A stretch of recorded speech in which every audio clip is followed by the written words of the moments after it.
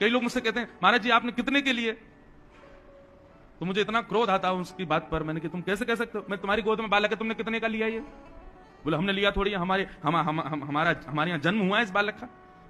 मैंने कहा आप बालक को मान सकते हो कि आपने उसको जन्म, ठाकुर जी खरीदे जाते हैं कोई? बोले फिर आप इस कॉन्सेप्ट को क्या कहोगे, हम तो वृंदावन जाते हैं वहां से लड्डू गोपाल खरीद के ही लाते हैं। अरे नहीं, आप जब वृंदावन जाते हो और जब गलियों में घूमते हो तो लड्डू गोपाल पहले ही सोच लेते हैं कि वो आ रहा है मुजफ्फरनगर से, मुझे उसके संग जाना है। जैसे ही आप उस दुकान के सामने से गए तो ठाकुर जी आपके चित्त में विराजमान हो जाते हैं। बोले अरे मैं यहां हूं, यहां से लेके जाओ मुझको, मैं तुम्हारे घर जाना है।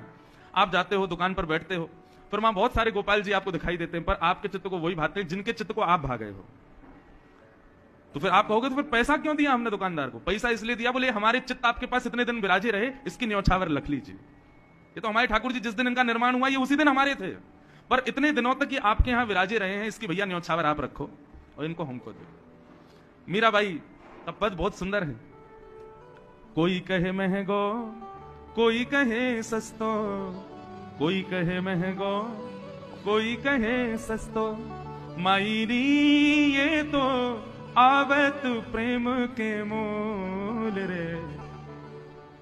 आगे से कोई पूछे आपके घर के ठाकुर जी कितने के लिए, तो ये पंक्ति सुना देना, ये तो आवत प्रेम के मोल रे, मैंने लियो री गोविंद।